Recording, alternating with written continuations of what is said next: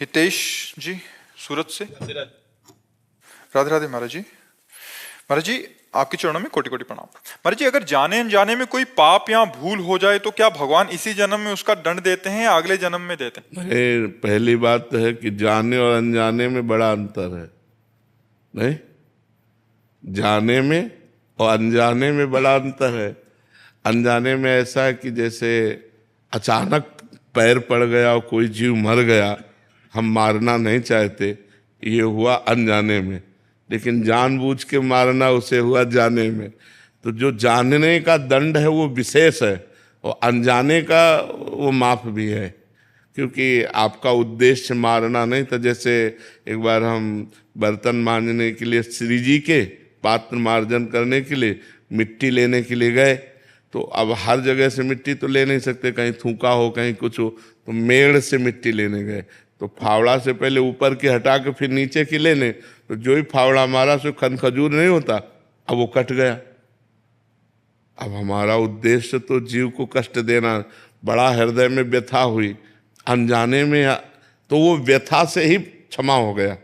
जैसे हृदय में जलन हुई ना कि अरे राधा राधा राधा ऐसा कैसे हो गया, ये तो वो जो अंदर व्यथा हुई तो अनजाने में हुए पाप। जैसे आपका पैर पड़ गया, कोई जीव मर गया, आपके हृदय में ताप हुआ, वो उसी समय समन हो गया। लेकिन जानकर जो पाप किया जाता है वो इस जन्म में नहीं होता, वो आगे प्राप्त होता है। क्योंकि पीछे जन्म में जो हमने पाप किए उनसे जो शरीर बना, उस शरीर को सुख दुख भोगना पड़ेगा। जैसे इस समय हम अच्छा काम कर रहे हैं, लेकिन पीछे हमसे पाप कर्म हुआ तो आज हमको भोगना पड़ेगा। अच्छा काम करते हुए भी हमें भोगना पड़ेगा। अब पीछे का पुण्य आ गया और हम बुरा काम कर रहे हैं तो हमें अच्छा लाभ प्राप्त होगा। इस कर्म जो अभी हम वर्तमान में पाप कर्म कर रहे हैं और हमें पुण्य पीछे का आ गया तो वो हमको लाभ देगा।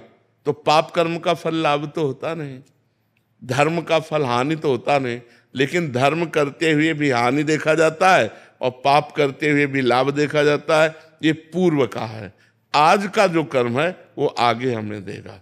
इसलिए हमको बहुत संभाल के अपनी नई जीवन की जो क्रियाएं हैं उनको बहुत संभाल के करना चाहिए, नहीं तो भोगना पड़ता है। अब इस जन्म का जो भजन का है वो आगे उसका फल मिलेगा। तो पेमेंट महीना के बाद ही मिलती है।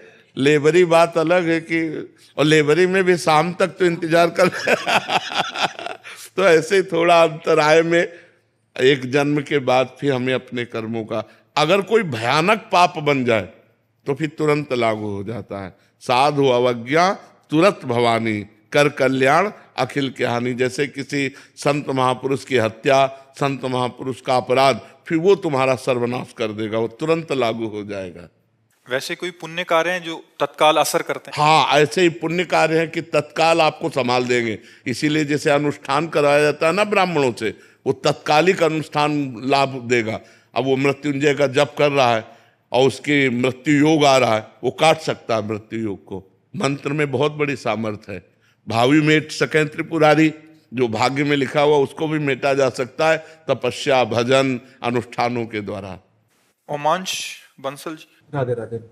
राधे राधे महाराज जी। क्या दूसरों के कर्मों में दखल देना उचित है महाराज जी? अगर कोई गलत कार्य या राह पर है तो उसे रोकना चाहिए या सत्मार्ग पर अगर है तो... हमारी बात माने तो, अगर वो गलत कर रहा है तो हम प्रार्थना कर सकते हैं कि आप, वो हमारा अधिकार हो, हमारा मित्र हो, हमारा कोई संबंध हो, रिलेशन हो। उपदेश वही लागू होते हैं जहाँ शिष्यता हो या मित्रता हो और हमारी बात का कोई भाव रखे हो। तो हमें लगता है कि जब तक हमारा कोई भाव न रखता हो तब तक उपदेश नहीं देना चाहिए, नहीं तो उपदेश भी व्यर्थ जाएगा और आपको दुख भी होगा। या तो वो पूछ रहा हो तो आप बोल सकते हो, और या अपना कोई निजी जन हो तो आप बोल सकते हो, अन्यथा उपदेश करना वो उपहास का पात्र बनना है।